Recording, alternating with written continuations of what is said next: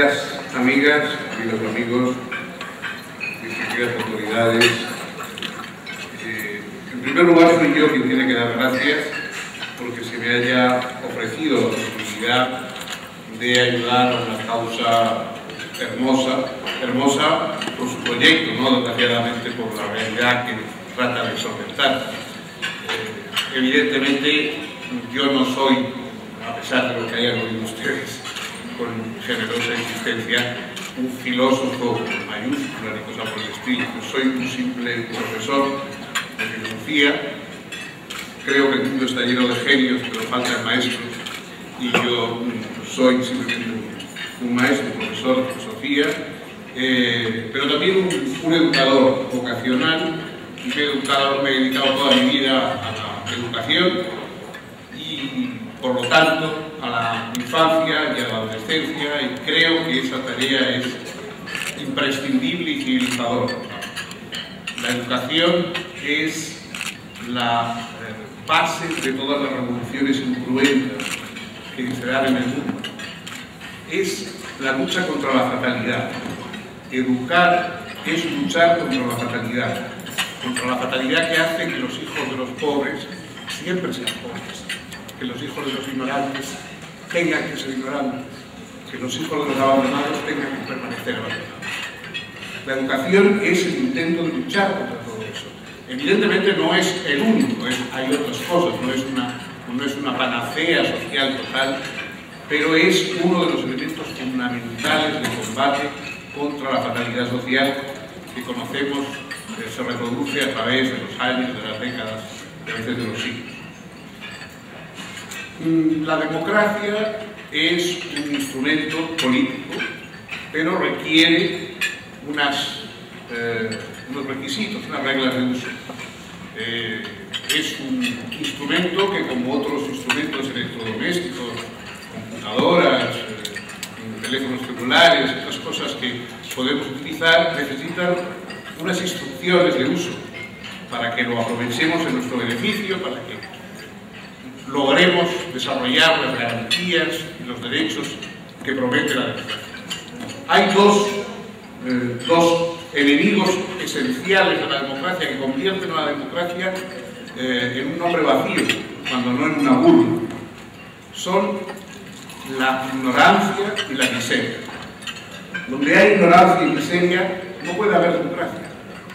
Si toleramos la ignorancia y la miseria, estamos socavando los fundamentos de la democracia, imposibilitándola y de alguna forma convirtiéndola en una ilusión, en una burla.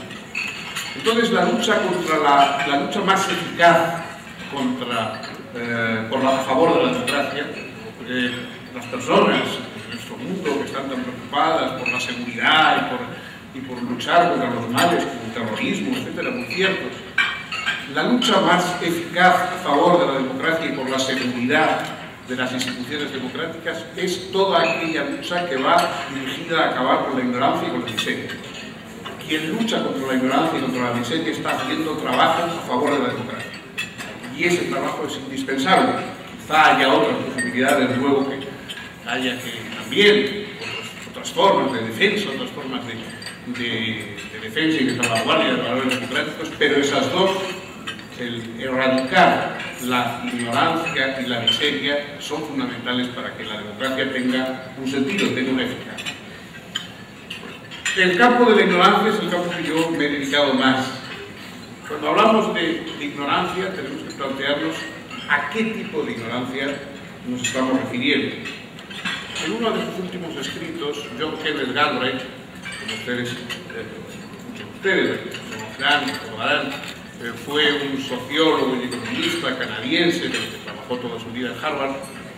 En uno de sus últimos libros, Galbraith lanza una frase que a mí se me quedó grabada como algo verdaderamente importante.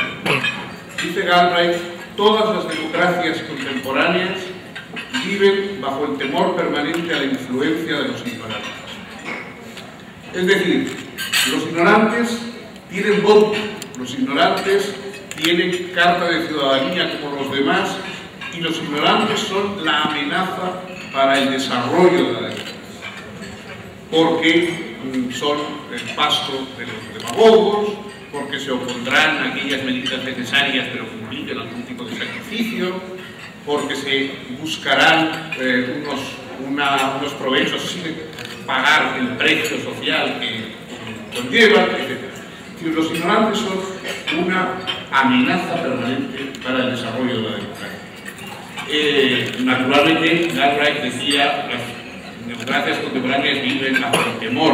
Bueno, efectivamente, los buenos, digamos, demócratas viven bajo el temor ante la influencia de los ignorantes, pero hay muchos que viven con la esperanza de que haya muchos ignorantes.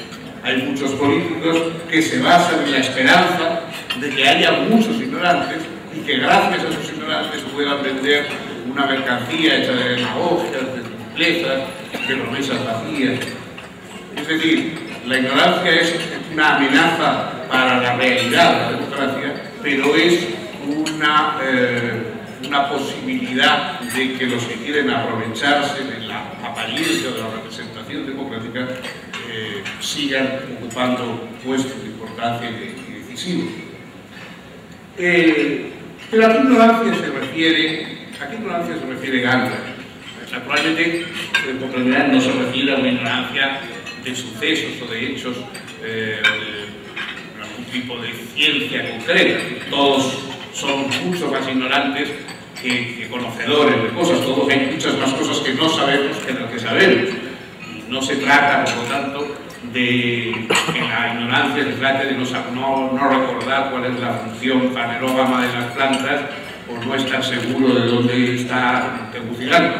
No, realmente la ignorancia a la que se refiere Galbraith es la ignorancia de los que son incapaces de expresar de manera inteligible sus demandas sociales a los demás, porque no poseen la capacidad de argumentación y de persuasión necesarias para expresar de forma inteligible sus demandas sociales.